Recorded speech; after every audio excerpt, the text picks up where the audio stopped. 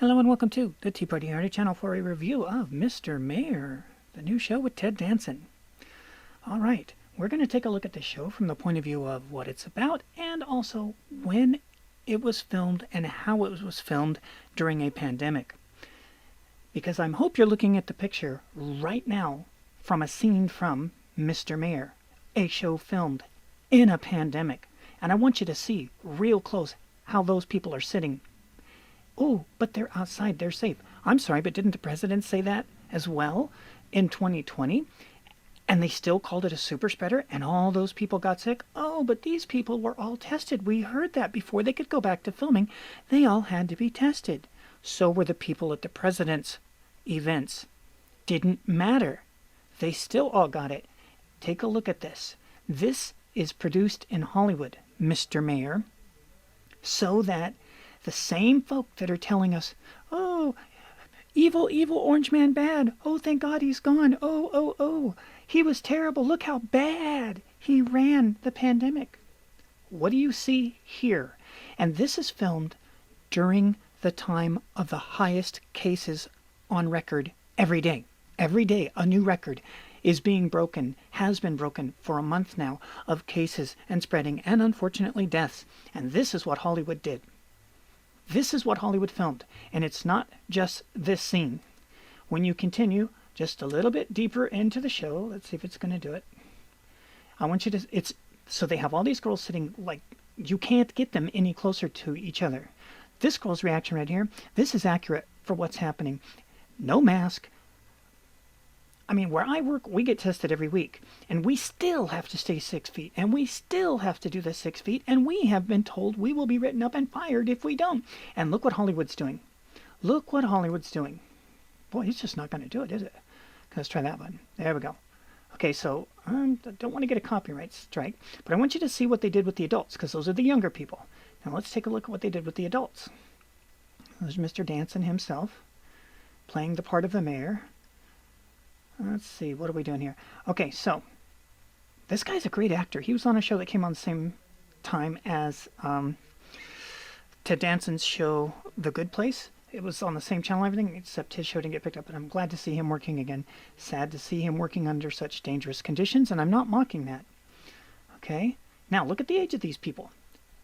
Bingo. So now these aren't little 20-somethings like we just seen in the other ones, 20-somethings playing under 18. No, these are actual real adults. That's real silver hair.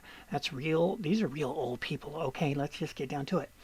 And again, look how close they're sitting.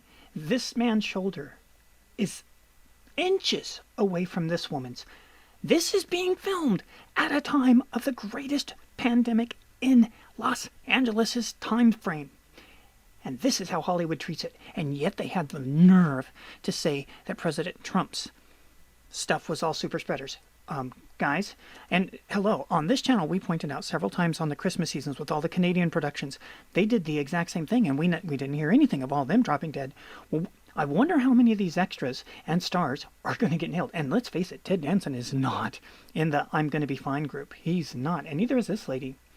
And he's overweight, and the cootie done love the overweight people. Do you see how close they are? Oh, I gotta be careful of the copyright thing. Yeah, but do you get the idea? They don't care. Look at the age of these two people. No mask, right next to each other, all day long filming, and all those extras as well. Okay, now about the content of the show. The content of the show is insanely, it's disturbingly realistic instead of hyperbole. We have come to the point in American politics where you can't hyperbolize what the left believes. And this show proves it. This show tries to hyperbolize leftist agenda. It's like, no, all of this is very real. This is documentary, not comedy. And I wonder how much they're aware of that. But again, they're clearly not aware of medical standards and medical safety. Because don't give us this garbage that we tested. I test. I work hundreds, I don't want to say exactly, but not far from where this is filmed. Not far at all. Okay. Oh, and that's another thing. In the opening of the show, in the episode 1 in the pilot, they say, "Oh my God, he's so dumb. He thinks that Santa Monica's part of Los Angeles." Okay, well, to be fair, let's face it. Everybody agrees that Santa Monica's part of LA County and the Los Angeles region. But is it part of Los Angeles, the city? No. But neither is Burbank. And they show the Bob's Big Boy statue in the beginning of the show. And Bob's Big Boy is not in Los Angeles, it's in Burbank, and Burbank is just as much a city as Santa Monica is legally, but the tonality is different, but we'll see how that works out, because the whole state has just gone humongously left, along with the rest of the country, whether they like it or not, to quote Gavin Newsom. So, does the show succeed as a comedy? No, it's a documentary. It's all of this left-wing stuff. There's nothing that isn't true in the show.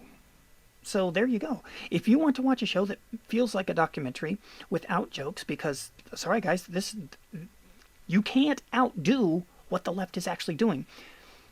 When you take into consideration that Nancy Pelosi outlawed gendered language in the House of Representatives a couple of days, how do you go past that? How do you go hyperbolize beyond that? And you can't. And that's day one. We have no idea how far they're going to unleash as we progress for the next 4 years. Because remember, they're progressive. Let's see where we progress. I've already presented where we're going to progress. And if you look at my New Year's Day video, why 2021 is going to make you wish it was 2020. For example, filming this stuff in 2021. No, I guess this was filmed at the very tail end of 2020. But my first prediction came true on January 6th. Then ironically, at 6 minutes into the video, I'm like, wow, that first prediction was done and perfectly to a T. If you want to see the other predictions and go, okay, well, when are these going to happen? You have to watch the video and watch the calendar to find out. But this show, again, it's not a comedy. It's a documentary. It's revealing what we're already doing. And you can't go further than the left already goes, as is evidenced by everything they try and put in the show to make you laugh. It's like, dude, this isn't making us laugh because we can't turn off the TV and escape it. It's everywhere in our workplaces. But let's see how many of them, and I mean this literally, stay alive. Because you can't be doing stuff like this. Whoops, there it goes, come on. Where'd it go? Come on.